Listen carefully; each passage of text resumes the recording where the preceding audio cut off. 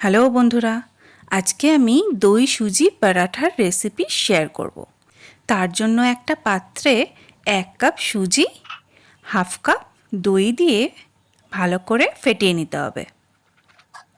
সুন্দরভাবে মিক্স হয়ে গেলে ওই দইয়ের কাপেই 1/2 কাপ জল আমি গুলে এর মধ্যে অ্যাড করে দিলাম।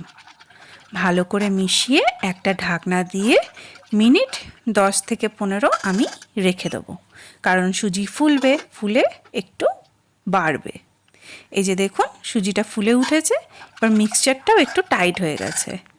এবার এর মধ্যে আমি স্বাদ মতো নুন, অল্প বেকিং সোডা, এর সাথে গ্রেট করা গাজর আর অনিয়ন কুচি, পেঁয়াজ কুচি আমি অ্যাড করে দিলাম।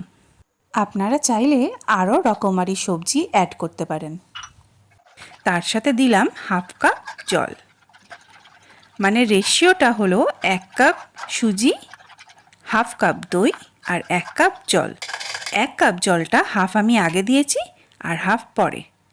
ভালো করে মিশিয়ে নিয়ে একটা কড়াই গরম করে তাতে সর্ষের তেলের মধ্যে গোটা কালো সর্ষে ফোড়ন দিলাম আর আদা কুচি, কাঁচা লঙ্কা কুচিও অ্যাড করলাম। সুন্দর গন্ধ বেরিয়ে এলে এই সাম্বার মশলাটা আমি ব্যাটারের মধ্যে অ্যাড করে নিলাম। কি সুন্দর চিরবির চিরবির করছে। এবার আমি এটা ভালো করে মিক্স করে নিলাম। আমাদের মিক্সচার রেডি। আবারও কড়াইয়ে 1/2 চামচ সাদা তেল গরম করে অল্প অল্প করে এই ব্যাটারটা দিয়ে একটা ঢাকনা দিয়ে দিতে হবে।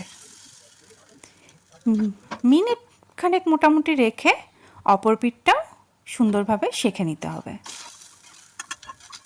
এই দই সুজির পরোটা যতটা হেলদি ততটা কিন্তু টেস্টিও। আর এই যেটুকু তেল দিয়ে আমি এপিডোপিট সেঁকলাম, এই তেলটাও কিন্তু ও অ্যাবজর্ব করবে না।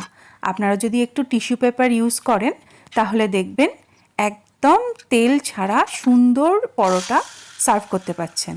তার সাথে ভীষণ টেস্টি হয়। বাচ্চাদের টিফিনের জন্যেও কিন্তু সেরা একটা আইটেম। খুব তাড়াতাড়ি তৈরিও হয়ে যায় আর তার সাথে হেলদিও আর টেস্টি তো অবশ্যই।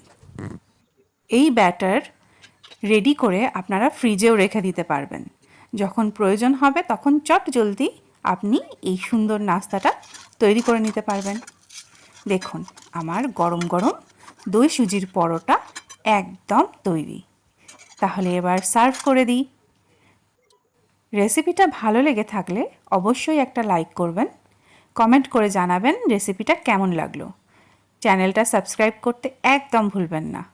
আরও অনেক অনেক রেসিপি কিন্তু অপেক্ষা করছে। ততক্ষণের জন্য টাটা।